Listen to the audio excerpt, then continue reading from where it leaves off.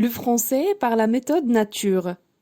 Rédigé par l'auteur Arthur M. Johnson. Chapitre 36. 36e chapitre. L'opération. Dès que le docteur Passavant entre dans la chambre du petit malade, il voit qu'il n'est pas venu un moment trop tôt. Il va vite vers le petit lit et s'assied auprès d'Arthur. Il lui prend le bras tout près de la main, et pendant qu'il compte les battements du cœur, il demande à Marianne: « Vous avez pris sa température ?»« Oui, docteur. Il avait 39 degrés il y a un quart d'heure. »« Comment se sent-il? A-t-il mal quelque part ?»« Oui, il m'a dit qu'il avait mal à la tête, et il a froid malgré toutes les couvertures. » Il frissonnait. Le docteur Passavant ne dit rien pendant quelques instants. Le cœur bat trop vite et les battements sont trop faibles. Passavant n'aime pas non plus la couleur trop pâle du visage d'Arthur. Il sort son thermomètre de sa poche et pendant qu'il prend la température du malade, il pose encore quelques questions à la mère. « Comment cela a-t-il commencé, madame ?»« Je ne sais pas, docteur. Hier, il se sentait bien. Il a mangé comme tout le monde et il s'est endormi dès que sa sœur et lui ont été couchés. » Sa sœur dort ici. Ah, je la vois. Il faudra lui faire changer de chambre, tout de suite, si vous pouvez. Naturellement, docteur, elle peut dormir avec Fatima. C'est bien. Dites-moi seulement quand vous avez découvert qu'il était malade. Il y a une demi-heure, je me suis réveillée tout à coup avec le sentiment que quelque chose n'allait pas dans la chambre des enfants. Quand je suis entrée, Arthur ne dormait pas. Et j'ai vu tout de suite qu'il se sentait mal. Le reste, vous le savez, docteur. Merci, madame, dit Passavant qui retire le thermomètre et se dit à voix basse. Toujours 39 degrés. J'aurais presque préféré une température plus élevée. Mais à Marianne, qui reste debout à côté de lui et n'ose pas lui poser de questions, il dit: La température n'est pas très élevée. Il faut espérer que ce n'est pas grave. Mais malgré cela, il demande à la mère de faire changer de chambre à la petite. « Oui, docteur, » répète Marianne qui réveille doucement la petite dormeuse et lui dit à voix basse. « Arthur ne va pas bien, Jeannette. Il faut que tu ailles dormir chez Fatima. »« Pourquoi, maman ?» demande la fillette d'une voix endormie. « Je te l'ai dit, mon amour, notre petit Arthur ne va pas bien. »« C'est le docteur, ce monsieur ? » ?»« Oui, Jeannette. Il va guérir ton petit frère. » « Viens maintenant. » Heureusement, Jeanne ne sait pas encore quel sens peuvent avoir les mots « ton frère ne va pas bien ». Elle se lève donc tranquillement et quitte la chambre avec sa mère. Pendant ce temps, le docteur Passavant continue son examen du petit malade. « Montre-moi ta langue, s'il te plaît, » dit-il à Arthur. Le petit obéit et montre au vieux docteur une langue toute blanche. « Elle n'est pas belle, » dit Passavant, puis il demande une cuillère. Quand on la lui a apportée, il demande à Arthur d'ouvrir la bouche toute grande et de dire « Ah !» Le petit n'aime pas cela. Il sait que le docteur va lui mettre la cuillère dans la bouche. Et cela fait un peu mal, mais il est si faible qu'il obéit de nouveau et fait « Ah !» comme le lui a demandé Passavant. Doumier, qui est entré avec Passavant, tient une lampe au-dessus du lit.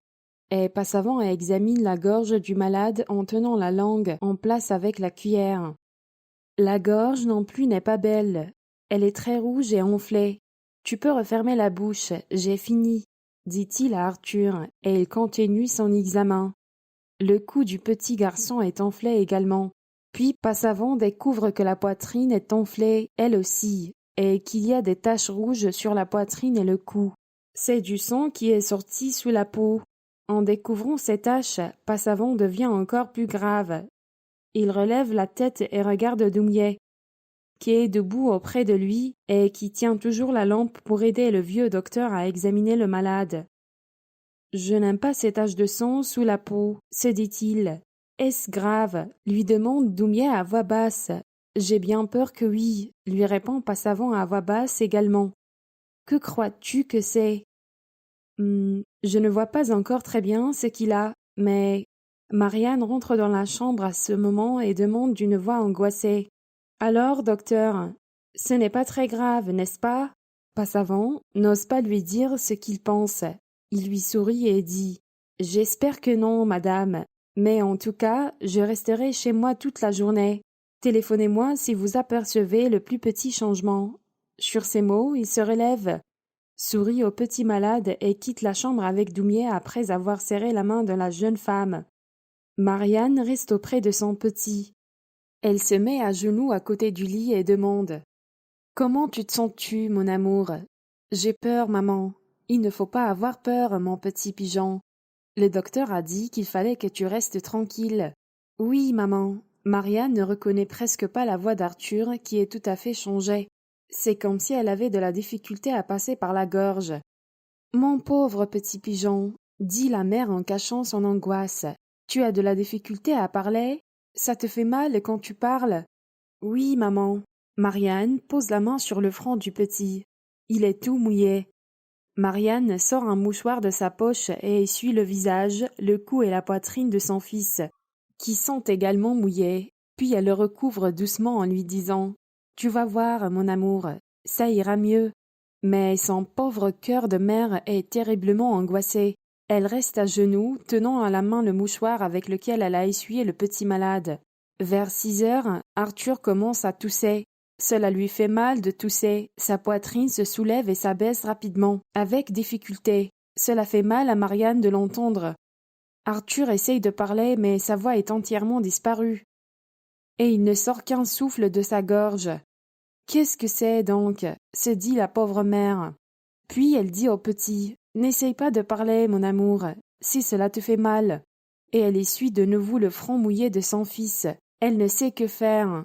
Elle voudrait sortir, aller téléphoner et appeler son beau-père, qu'elle a fait sortir de la chambre un peu plus tôt, mais elle n'ose pas quitter le malade. Heureusement qu'un instant plus tard, la porte s'ouvre lentement et sans bruit, et Fatima entre dans la chambre.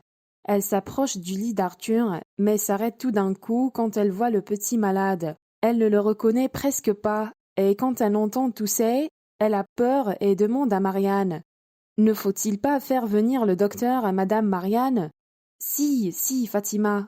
Va vite chez mon beau-père et dis-lui de téléphoner. Arthur va très mal, je le sens. Il faut que le docteur vienne tout de suite. Et quand Jeanne se sera levée, je veux que vous alliez dans le jardin toutes les deux. Jeanne ne doit pas entrer ici. »« Oui, Madame Marianne, » dit Fatima et sort vite, mais sans bruit. 10 minutes plus tard, Passavant entre de nouveau dans la chambre avec Doumier. Dès qu'il voit le petit malade, il reconnaît la terrible maladie. Arthur a la diphtérie. Et cette fois-ci, il n'a pas besoin d'examen. Un seul coup d'œil lui suffit, car il y a un grand changement depuis la dernière fois. Le petit garçon a de la difficulté à respirer. Il a une toux que l'on reconnaît immédiatement quand on l'a entendu une fois. Son visage est presque bleu. Tout cela a un sens très clair pour un médecin.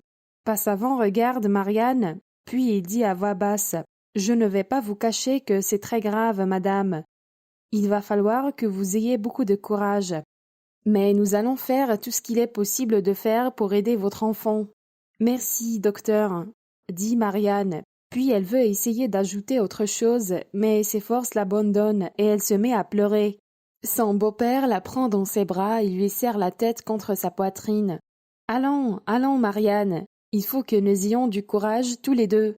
Ce n'est pas en pleurant que nous aiderons Arthur, n'est-ce pas ? Vous avez raison, beau-père, je ne peux pas me permettre de pleurer. » Et Marianne essuie ses larmes et essaye de sourire malgré sa douleur. Puis elle va auprès de Passavant et du petit malade. La toux d'Arthur devient de plus en plus douloureuse. Il respire avec une grande difficulté. Il a mal chaque fois que sa poitrine se soulève et s'abaisse. Il regarde sa mère avec un regard plein d'angoisse. Il a peur. Marianne rassemble toutes ses forces et sourit faiblement à l'enfant. « N'aie pas peur, mon amour. Le docteur est là. Il va t'aider. » Puis, de nouveau, elle se met à genoux auprès du lit. « Il aurait fallu téléphoner à l'hôpital quand je suis venue la première fois, » se dit Passavant.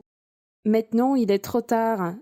S'il arrive quelque chose à ce petit, ce sera ma faute. Je suis trop vieux. » Puis, à haute voix, « Il n'y a pas de temps à perdre.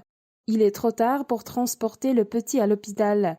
Il faut l'opérer. » Le vieux Doumier regarde son ami et demande « Tu vas l'opérer toi-même » Non, je devrais le faire, peut-être, mais je n'ose pas, je suis trop vieux, ma main n'est plus assez sûre. Je vais téléphoner à Pirou, il sera ici dans 5 minutes. Il a une auto.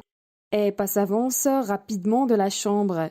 Doumier prend sa belle-fille par les épaules et lui dit « N'aie pas peur, ma petite Marianne. Le docteur Onésime Perrault est un très très bon médecin. Même à Paris, il serait un grand médecin. Son père était un ami de Passavant. Il fera tout ce qu'il pourra pour notre enfant. La diphtérie est une maladie grave, mais elle n'est pas aussi terrible qu'au temps de ma jeunesse. Il parle trop, le vieil homme, mais il le faut pour empêcher Marianne de trop penser. Marianne le remercie du regard. Elle sait qu'elle aura encore besoin de toutes ses forces pendant plusieurs heures. Mais quel instant douloureux pour une mère! 7 minutes après que Passavant a quitté la chambre pour aller téléphoner au docteur Pirou, celui-ci entre dans la chambre du malade. Un coup d'œil au visage presque bleu de l'enfant, quelques mots à la mère. « N'ayez pas peur, madame. Tout ira bien, je vous le promets. » Onésime Perrault se prépare rapidement à opérer. 3 minutes après être entré dans la chambre, il est prêt. Et 3 minutes plus tard, le petit est opéré. Le docteur Pirou se relève en disant « Voilà maintenant, je vais téléphoner à l'hôpital. Je crois qu'il n'est pas nécessaire d'y transporter le petit malade, mais je vais leur demander de vous envoyer une infirmière. Docteur Passavant, vous resterez auprès du malade en attendant que l'infirmière soit arrivée, je suppose. »« Naturellement, je resterai dans la maison toute la journée. » répond Passavant, qui ne peut pas oublier que c'est par sa faute qu'il a été nécessaire d'opérer Arthur. Il reste donc auprès du petit malade, tandis qu'Onésime Perrault quitte la chambre avec le vieux Doumier et Marianne.